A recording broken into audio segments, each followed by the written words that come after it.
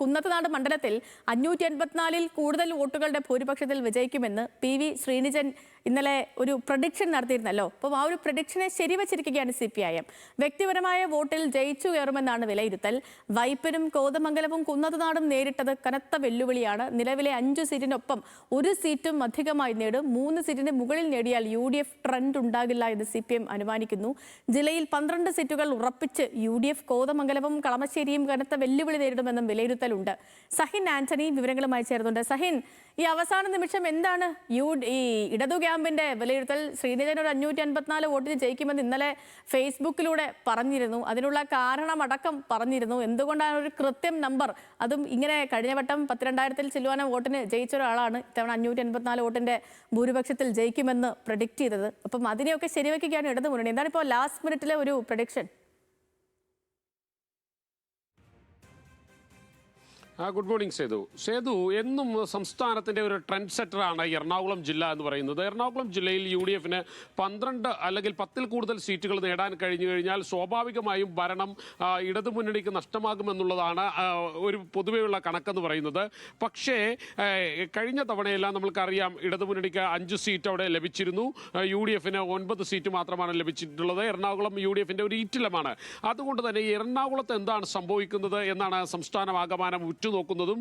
എന്തായാലും എറണാകുളം ഇത്തവണയും പിടിച്ചു നിൽക്കുമെന്നുള്ളതാണ് CPMന്റെ കണക്ക്.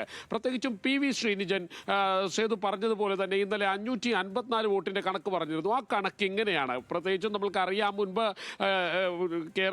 എറണാകുളം നഗരത്തെ സംബന്ധിച്ചിടത്തോളം അല്ലെങ്കിൽ എറണാകുളം ജില്ലയെ സംബന്ധിച്ചിടത്തോളം 2020 ഉണ്ടാക്കിയിരിക്കുന്ന ഒരു ഓളം അത് മുൻ തിരഞ്ഞെടുപ്പുകളിലൊക്കെ വലിയ രീതിയിൽ കോൺഗ്രസിന്റെ പരാജയത്തിന് കാരണമായി മാറിയിട്ടുണ്ട്. പ്രത്യേകിച്ചും ഈ കുന്നത്തുനാട് അന്ന് 2020 പിടിച്ച വോട്ടുകൾ എടുത്തു നോക്കുകയാണെങ്കിൽ 40,000-ലധികം വോട്ടുകൾ അന്ന് 2020 പിടിച്ചിരുന്നു.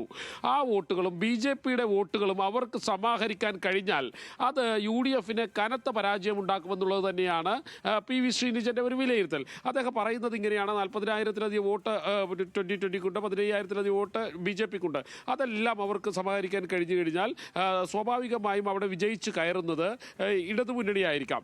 ആ 554 വോട്ടിന്റെ കണക്കാണ് അദ്ദേഹം പറയുന്നത്. പക്ഷേ UDFന്റെ വിലയിരുത്തലാവട്ടെ, എന്ന് 2020 NDAയുടെ ഭാഗമായോ BJPയുടെ ഭാഗമായോ അന്നോടുകൂടി 2020-ലേക്കുള്ള നിഷ്പക്ഷരായ വോട്ടർമാർ തിരിഞ്ഞിരിക്കുന്നു. അത് കോൺഗ്രസിന് അനുകൂലമായി മാറും എന്നുള്ളൊരു വിലയിരുത്തലാണ് UDFനെ സംബന്ധിച്ചിടത്തോളം ഉള്ളത്. പക്ഷേ PV ശ്രീനിജൻ ഇന്നലെ പറഞ്ഞ കണക്ക് തന്നെയാണ് CPMന്റെ ജില്ലാ സെക്രട്ടേറിയറ്റും കൈക്കൊണ്ടിട്ടുള്ളത്. CPMന്റെ ജില്ലാ സെക്രട്ടേറിയറ്റ് പറയുന്നത് പാർട്ടി കണക്കുകളിൽ ഒരു പക്ഷേ പുറകിലായിരിക്കാം സ്ഥാനാർത്ഥികൾ എല്ലാവരും തന്നെ. പക്ഷേ വ്യക്തിപരമായ വോട്ടുകൾ സ്ഥാനാർത്ഥികൾക്ക് നേടാൻ കഴിഞ്ഞിട്ടുണ്ട്. അത് വിജയമുണ്ടാക്കിയെടുക്കും. ഒരു പക്ഷേ ഇവരുടെ വിലയിരുത്തലിൽ പറവൂരിൽ പ്രതിപക്ഷ നേതാവിന് പോലും വിജയിക്കുകയാണെങ്കിൽ കുറഞ്ഞ വോട്ടിന് മാത്രമേ അദ്ദേഹത്തിന് വിജയിക്കാൻ കഴിയുകയുള്ളൂ. അദ്ദേഹത്തിൻ്റെ ഭൂരിപക്ഷം പോലും നന്നേ കുറയുമെന്നുള്ളൊരു വിലയിരുത്തലിലാണ് CPM എത്തിച്ചേർന്നിരിക്കുന്നത്. അത് തന്നെയാണ് അവരുടെ ഒരു ആത്മവിശ്വാസവും.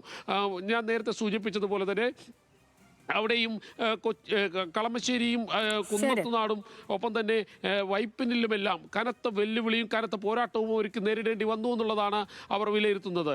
എന്തായാലും CPMനെ സംബന്ധിച്ചിടത്തോളം എറണാകുളം ജില്ലയിൽ പിടിച്ചു നിൽക്കും, അല്ലെങ്കിൽ പിടിച്ചു നിൽക്കാൻ കഴിയും. ഒരു സീറ്റ് കൂടി കൂടുതലായി തൃപ്പൂണിത്തറ നേടിയെടുക്കാൻ കഴിയും, 3000 വോട്ടിന് നേടിയെടുക്കാൻ കഴിയും എന്നൊക്കെയാണ് അവർ വിലയിരുത്തിയിരിക്കുന്നത്. സേതു.